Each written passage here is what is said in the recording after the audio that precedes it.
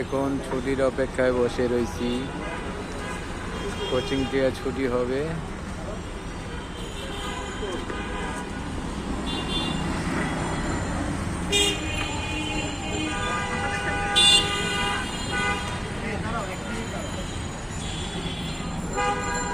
আমি দেখছি তোমাকে, দেখছি, একটা মিনিট দাঁড়াও,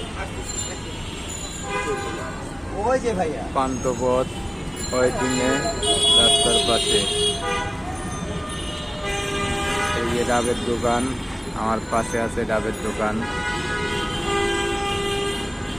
ওই যে সামনে ভাজাপুরির দোকান, ফাস্টফুড। ওখান থেকে জিলাপি লইলাম 2টা,